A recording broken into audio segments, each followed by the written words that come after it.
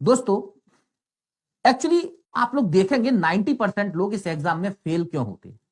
वजह यही है कि उनके पास एक बेहतर स्ट्रेटजी नहीं होती। एक बेहतर स्ट्रेटजी क्या हो उससे पहले हमें इस सिविल सर्विस के ट्रैप को समझना पड़ेगा। ये सिविल सर्विस एग्जाम का ट्रैप क्या है इसको थोड़ा डाटा से समझते हैं। देखिए हर साल 10,000 लोग मेंस एग्जाम में बैठते हैं और यदि मैं इन 10,000 लोगों की बात करता हूं तो इन 10,000 लोगों में से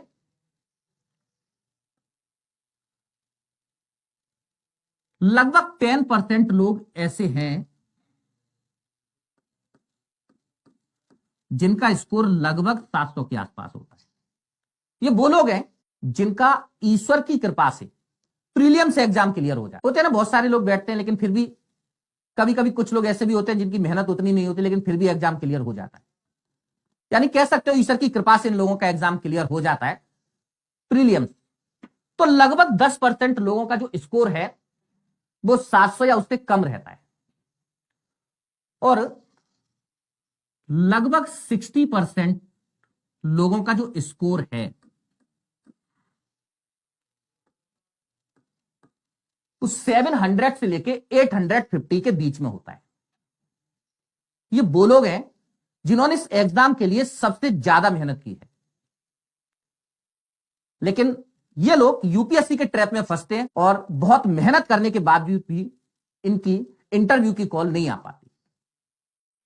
30% लोगों का स्कोर 850 से एबव होता है और ये वो लोग हैं जिनकी लगभग इंटरव्यू की कॉल आती है। यानी ये वही 3,000 लोग हैं जिनका इंटरव्यू का कॉल आता है और ये वो लोग हैं जिन्होंने इन 60% लोगों की तुलना में कम मेहनत की हो, लेकिन इनकी स्ट्रेटजी इतनी यूनिक होती है कि इस एग्जाम को कम मेहनत करके भी निकाल के ले जाते। यानी मैं ये कह सकता हूं कि 60% या 70% लोग यूपीएससी के ट्रैप में फंसते हैं। आपको अगर इस 30% में आना है तो आपको यूपीएससी का ट्रैप ब्रेक करना पड़ेगा। अब एक बार समझते हैं कि यूपीएससी का ट्रैप है क्या। देखिए यूपीएससी में आपके टोटल जीएस के 4 पेपर हैं जिनमें सबसे फर्स्ट पेपर GS1 जिसमें आप हिस्ट्री और ज्योग्राफी पढ़ते हैं, GS2 जिसमें आप पॉलिटी और आईआर पढ़ते हैं और GS3 जिसमें आप इकोनॉमिक्स के साथ साथ साइंस टेक और एनवायरमेंट पढ़ते हैं और GS4 पेपर है आपका इथिक्स का। इसके अलावा आप लोग देखेंगे कि आपका 2 पेपर ऑप्शनल सब्जेक्ट के होते हैं, 1 पेपर ऐसे का होता है। यानी कुल मिलाकर के 7 पेपर आपके ऐसे होते हैं जिनका स्कोर मेंस एग्जाम में जुड़ता है और 2 पेपर लैंग्वेज के जो आपके क्वालिफाइंग नेचर के होते हैं। दोस्तों मैं 90% स्टूडेंट्स की बात कर रहा हूं। ये 90% स्टूडेंट्स क्या करते हैं, अपनी पूरी एनर्जी GS1, GS2 और GS3 पेपर में लगा और इन पेपर को तैयार करने में लगभग 10 सब्जेक्ट पढ़ते हैं। आप हिस्ट्री को देखो, आर्ट एंड कल्चर के साथ साथ आपको मॉडर्न हिस्ट्री पढ़ना है, वर्ल्ड हिस्ट्री तैयार करना है, सेम केस ज्योग्राफी के साथ में पॉलिटी लक्ष्मीकांत पूरा करना है, गवर्नेंस आपको पूरा पढ़ना है, इसके साथ साथ आईआर तैयार करना है, इकोनॉमिक्स पूरा तैयार करना है, एनवायरमेंट तैयार करना है और एनवायरमेंट के साथ साथ आप सोशल इश्यूज और साइंस टेक पढ़ते हैं। तो कुल मिलाकर के इन 3 पेपर जो लगभग आपके 750 स्कोर को कवर करते हैं, GS1 और GS2 और GS3 ये 3 पेपर 750 मार्क्स कवर करते हैं और आप अपना जो प्रोडक्टिव बहुत सारी जो एनर्जी है वो इन पेपर को तैयार करने में लगाते हैं। अब दोस्तों होता यह है कि आप ये पेपर बहुत अच्छे से तैयार भी कर लो, क्योंकि मैं ये मानता हूं कि ये जो जीएस का पोर्शन है, ये जीएस का पोर्शन इतना बड़ा है कि इसको आप कितना भी कवर कर लें कंप्लीट होने वाला नहीं है। और इन 3 पेपर की वजह से आप क्या करते हैं, जो आपके फ्रूटफुल सब्जेक्ट हैं, आपका ऑप्शनल के साथ साथ इथिक्स, ऐसे आप इसको छोड़ देते हैं। और होता यह है दोस्तों, जब मेंस एग्जाम होता है तो आप क्या करते हैं, इस 750 में आप बहुत अच्छा करेंगे तो स्कोर आप 400 कवर कर पाते हैं। और इन 400 मार्क्स के लिए आपने क्या किया, 500 का पूरा ऑप्शनल, 250 मार्क्स का आपने ऐसे और 250 मार्क्स का आपका इथिक्स, यह आपने छोड़ दिया। यह बहुत अच्छे से तैयार नहीं कर पाए। रिजल्ट यह है कि स्कोर आपका यहां 400 या 450 रह जाता है।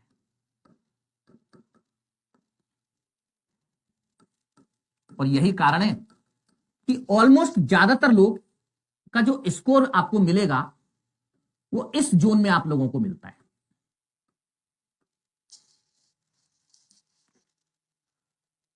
दोस्तों होना यह चाहिए कि आप इथिक्स का सिलेबस उठा के देखिए।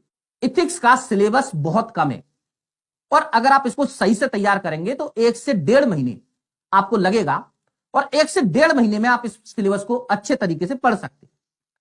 डेली आप एक ऐसे लिखिए। अगर आप 2.5 से 3 महीने कंटिन्यूस ऐसे लिखते हैं डेली, आप कहीं से शुरुआत कर सकते हैं।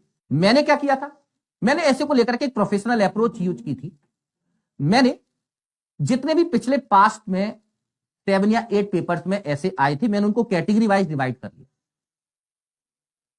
मैंने क्या किया, उन एसेस की अच्छे से प्रैक्टिस की। स्वाभाविक सी बात है, अगर आप 60 to 70 ऐसे को सही से तैयार करते हैं तो आपकी इतनी अच्छी प्रैक्टिस हो जाती है कि अगर कोई नया ऐसे आ जाएगा तो आप उस पर लिख पाएंगे।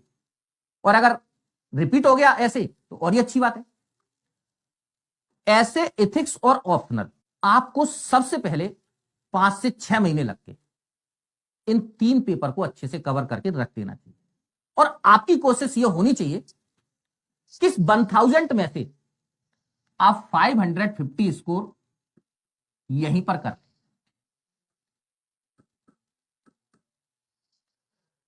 अब दोस्तों इसके बाद क्या करना है, आप एक एक स्टैंडर्ड बुक जो जीएस की है उसको पढ़ लें और अपनी एनसीईआरटी पढ़ लें और साथ ही साथ करंट को तैयार। आप ऐसा भी कर सकते हैं, हमारा जो प्रिंस का क्लासरूम प्रोग्राम है वो इस तरीके से डिजाइंड है कि अगर आप जो क्लास में टीचर आपको पढ़ा रहा है अगर आप उस पर भी डिपेंड होंगे तब भी आप बहुत कुछ जीएस के अंदर लिख सकते।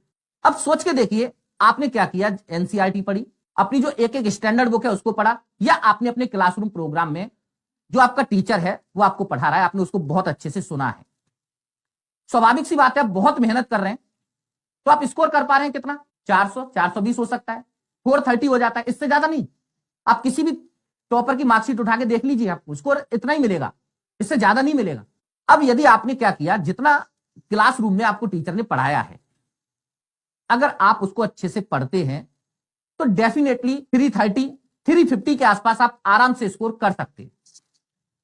और यदि आपने दोस्तों यहां 350 स्कोर भी किया है, भाई 750 में से 350 स्कोर करना 40% है, आराम से कर सकते हो आप। तो आपका स्कोर यहां देखिए 900 हो जाता है।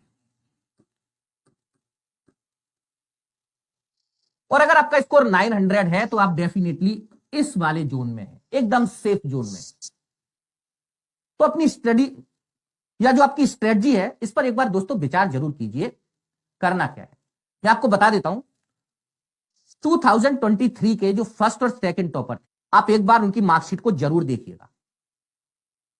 आपको पता चलेगा कि उन्होंने ऑप्शनल, एथिक्स और ऐसे इन तीनों सब्जेक्ट में 550 के आसपास स्कोर किया है और 892 पर तो दोस्तों फर्स्ट रैंक थी इस एग्जाम के लिए। अगर आप अपनी सही से स्ट्रेटजी यूज करें तो इस एग्जाम को डेफिनेटली क्लियर कर सकते हैं। मुझे लगता है आपको यह बात समझ आई होगी कि मुख्य परीक्षा को हम बड़ी स्मार्ट स्टडी के साथ क्लियर कर सकते हैं। दोस्तों इसी तरीके की स्ट्रेटजी आपको नेक्स्ट क्लास में प्रीलिम्स के लिए भी डिस्कस करेंगे कि प्रीलिम्स एग्जाम को किस तरीके से क्लियर करें। थैंक यू दोस्तों।